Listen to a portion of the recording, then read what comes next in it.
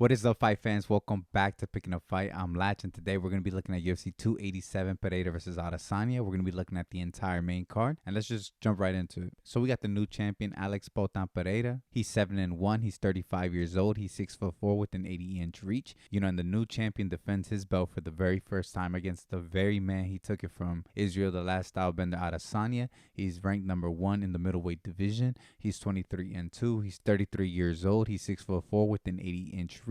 And the longtime champion finally returns, but this time as the challenger. After nearly winning their last matchup, Alex Pereira proved once again that his power is just too much. This will be their 4th matchup in all competitions, and Pereira is 3-0 against Adesanya. In my opinion, I think Adesanya came out with a really good game plan last time. He was really effective in using his jab, using a lot of movement. His back was to the cage, but he kept himself out of danger up until the end. He utilized his low kicks, and he did a really good job of mixing in the takedowns. Although both guys seemed pretty uncomfortable there, I think Adesanya was the one that felt more comfortable on the ground. He also used a ton of feints. All was going well for Adesanya up until the second round. In the second round, Alex Pereira's offense really started to get going. I think Israel Adesanya did a really great job by cutting him off by using the grappling in the 3rd and 4th rounds. And at the start of the 5th round, Alex Pereira was down on scorecards, and he had absolutely no choice but to come out guns blazing. It's no secret that Alex Pereira has some serious power, but he has that death touch in his left hand, man. He can generate so much power.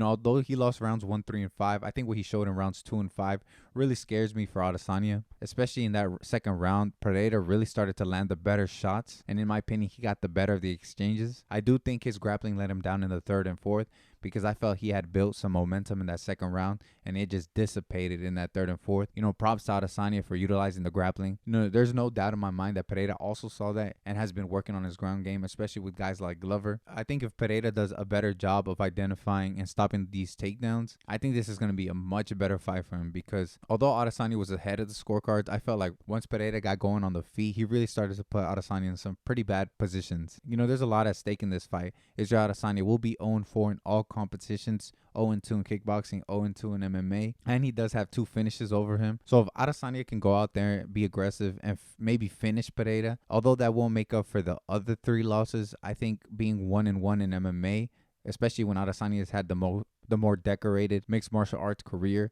I think will mean a lot. And man, why not run it a 3rd time? This is very entertaining. The story's there. But if Pereira wins, maybe he does have Izzy's number. But in my opinion, from what I saw in the stand-up, I think Adesanya is going to look to grapple early and often, and I think Pereira is going to be ready for it. I think he's going to be ready for the takedowns. I think he's going to stop them. I think both of these guys are probably going to gas, but I like Adesanya's experience a lot. But from what I saw, I think that gap in striking is not as big for Adesanya than I initially thought. I'm gonna have to go with Pereira by decision. I wouldn't be surprised if Adesanya can put in a really clutch performance, but I think Pereira just has his number, man. It's just one of those things. I'd love to see Adesanya get a win over a longtime rival Pereira. I actually do like Adesanya, I do think. But yeah, let me know down below what you think. Do you think I'm underestimating Adesanya? Do you think I'm giving too much credit to Pereira? How do you see these guys approaching this fight the second time around? Both guys have said they're going to come out more aggressive, but who knows? That could spell danger for both of them, because Izzy did have Pereira hurt early. So let me know down below what you think, and let's get on to the next fight. So in the co-main event, we got the number 5th ranked welterweight Gilbert Durinho Burns.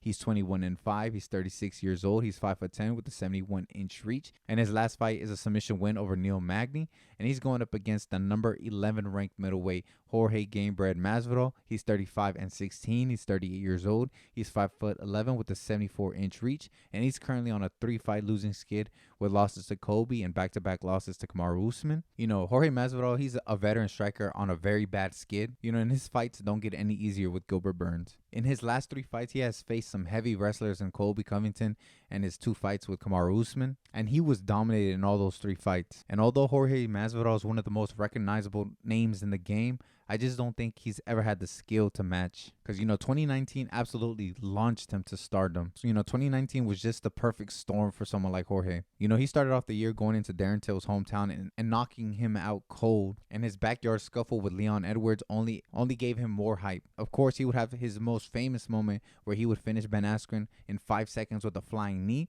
And this just absolutely rocketed him into the stratosphere, man. But he would finish the year off very strong by facing another fan favorite in Nate Diaz for the BMF title. He would have a really good performance, although the result, which was the doctor stoppage, was a bit disappointing for all parties involved, including the fans. But nonetheless, very impressive year. And he's a great striker, no doubt, with some pretty decent power. You know, Burns naturally isn't a wrestler, so he might be thinking that this could be a striking affair.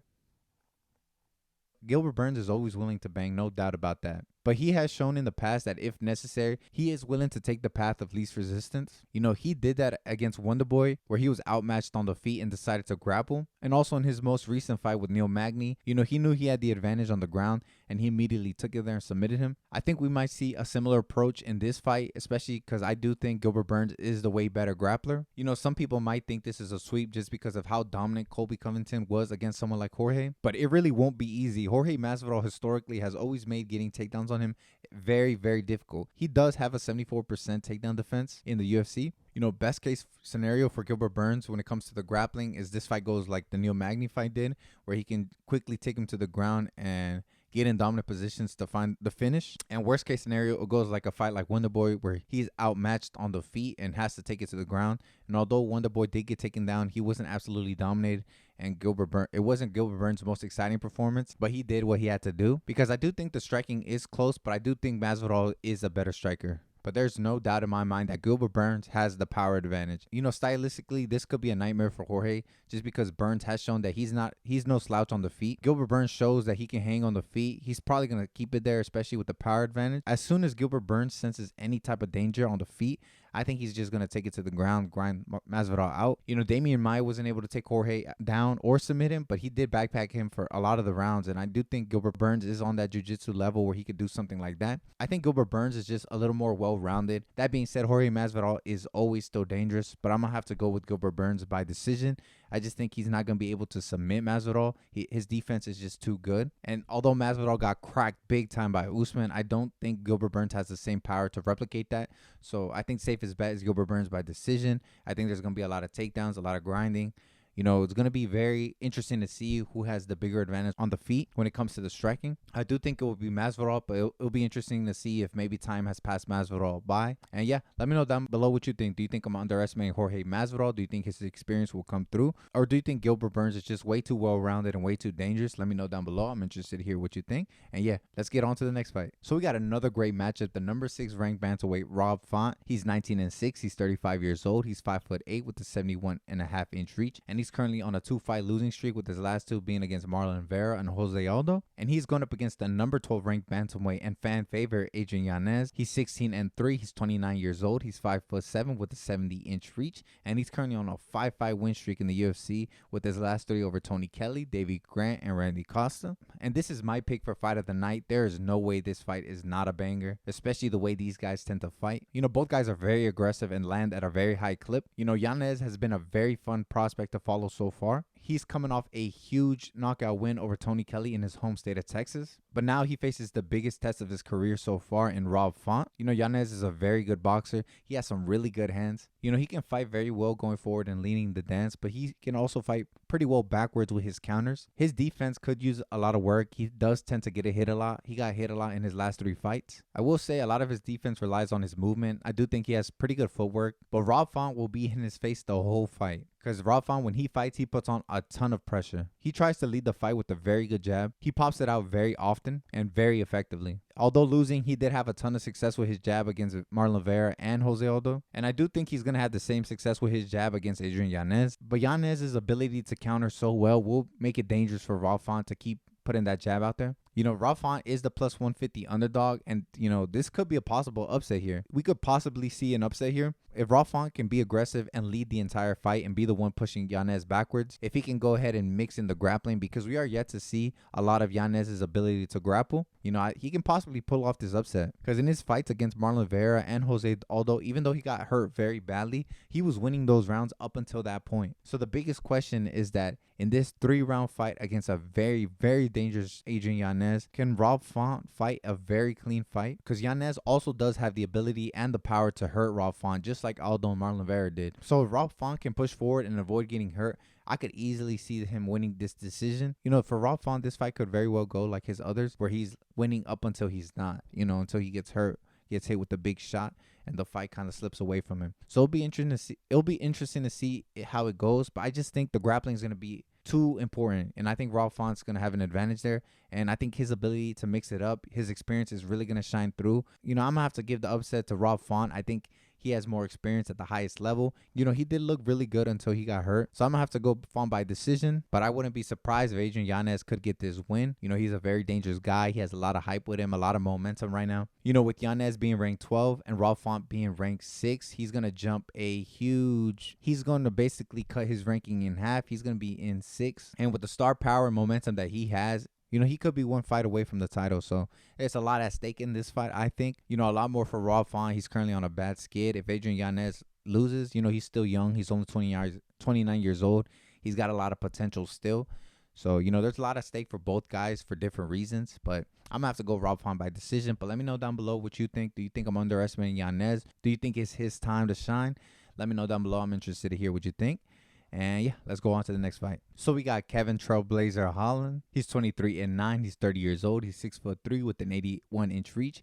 And he's currently on a 2-fight losing streak, with his last 2 being a loss to Stephen Wonderboy Thompson. And before that was a loss to Hamza Chimaev. And he's going up against the Argentine dagger, Santiago Ponzinibbio. He's 29-6. He's 36 years old. He's 6 foot tall with a 73-inch reach. And he's currently coming off a knockout win over Alex Morono. Ponzinibbio is a plus 235 underdog. Ponzinibbio, he's a veteran brawler coming off a huge comeback win over Alex Morono. He was down on the scorecards, but was able to get the big knockout in the third. But that only confirmed what we already know, and that's that Ponzinibbio is always dangerous. He has a ton of power on his right hand, and that is his primary weapon. He does have 16 wins by knockout. He can put anyone's lights out. He is a black belt in Brazilian Jiu-Jitsu, but he's not necessarily the best grappler in my opinion. But he's not going to have to worry about grappling in this fight, because he's going up against Kevin Holland. And Holland is another striker who uses his reach and his length to fight at range. He's going to have an 8-inch reach advantage in this fight, and he's going to put every inch to use. Although he is kind of skinny and very lanky, he does have power. He has 12 wins by knockout. He's not the best wrestler, but his grappling is, in my opinion, a little underrated. He does have 7 wins by submission, and I think that's because of his length and his long arms. That really does help him lock in those submissions. And I think in this fight, he's going to be too big and too powerful. Ponzinibbio being smaller and shorter and having the shorter reach, I think he's going to have to do a lot to close the range. And, he's kind of an old school brawler type where they kind of come in with punches. And I think that's the worst type of fighter to face someone like Kevin Holland, who's used to countering these guys. And I think he's going to hurt Ponzinibbio while he's trying to close that range, because Ponzinibbio is tough, but he has been finished before. And although Ponzinibbio is the much more experienced fighter, I don't think he's going to be able to handle the damage that Kevin Holland's going to put out. I'd be surprised if Ponzinibbio grapples. I don't think he has a huge advantage there. So I'm going to have to go Kevin Holland by knockout or TKO. I just think the reach and the length is going to bother Ponzinibbio, and he's going to have a hard time closing that distance. And he's going to kind of force it and get caught with something big. So I'm going to have to go Holland by knockout TKO. Let me know down below what you think. Do you think I'm underestimating the Argentine dagger? Like I said, he is always dangerous. He can put anybody's lights out, including Kevin Holland's. But yeah, let me know down below. I'm always interested to hear what y'all think. And yeah, let's go to the opener. Opening the main card, we got El Niño Problema, Raul Rosas Jr. He's 7-0. He's only 18 years old. He's 5'9" with a 67-inch reach, and he's coming off a win in his UFC debut against Jay Perrine. And he's going up against another prospect in Christian C. Rodriguez. He is 8-1. He's 25 years old. He's 5'7" with a 71-inch reach, and he's currently coming off a win over Joshua Weems. And Rodriguez will be a plus 195 underdog, and Rosas Jr. will be a minus 230 favorite. These two young prospects are going to open up the main card. Both these guys are still so young. This will only be C-Rod's 3rd fight in the UFC and his 10th as a pro. And this will only be Raul Rosas Jr.'s 2nd fight in the UFC and his 8th as a pro. The sky's the limit for these guys no matter what the outcome is. But one of them will have to lose. I do think C-Rod is the better striker. He has pretty good power and he's very patient in his approach. I do think he'll probably be the one pushing forward. I think the biggest question is the same one we had last time with Raul Rosas Jr. is that if this guy can hang with him on the ground. Unfortunately for Christian Rodriguez, he's been taken down 10 times in his last 2 UFC fights and on the Contender Series. And Rosas Jr. has landed 5 takedowns in his last fight and on the Contender Series. But C-Rod is no slouch. He actually does have pretty good jiu-jitsu. He has 4 wins by submission, and he has shown good offense from his back. He's shown that in the Jonathan Pierce fight. But that being said, I do think Raul Rosas Jr. is better. I think he's just more natural with it. You know, once he does get a dominant position, I don't see him relinquishing it. And he's also very relentless with the sub attempts, which makes his grappling very entertaining. And in my opinion, I do think he gets it. I do think he is able to get a hold of Rodriguez. Maybe he doesn't take him down immediately with some wrestling. Rodriguez has shown a good ability to get up, but I think he's doesn't have all the answers to when a guy's on his back. I do like that the odds aren't crazy on this fight because both guys are obviously very young, very prone to mistakes, but both guys are very, very talented. But I think, in my opinion, I'm gonna have to go with the hype with Raul Rosas Jr. by submission. I do think he's gonna get a dominant position. I don't think he's gonna let it go. We're gonna see what Christian Rodriguez is made of. You know, he has a huge opportunity here to upset a very big fan favorite, a very well-known prospect. You know, probably one of the youngest prospects ever in the UFC, and he has a ton of recognition already. So Christian Rodriguez has a big opportunity here to take some of that limelight for himself. But yeah, I went with Rosas Jr. by submission. I just think his grappling is gonna be too aggressive and too dominant for Rodriguez. But let me know down below what you think. Do you think maybe I'm overestimating Raul Rosas Jr. on the ground? Do you think Christian Rodriguez's jiu-jitsu also will measure up, or do you think he's gonna stop the takedowns and maybe his striking will be too much? Let me know down below. I'm interested to hear what you think. And yeah, those were my thoughts, my predictions for UFC 287. Let me know what you think. Do you agree? Do you disagree? Leave a comment down below. And yeah, don't forget to like and subscribe. I appreciate it. It helps us out a ton. It's going to be a great night of fights. Do not forget to tune in. And I'll see you next week for Max Holloway versus Arnold Allen. But until then, take care.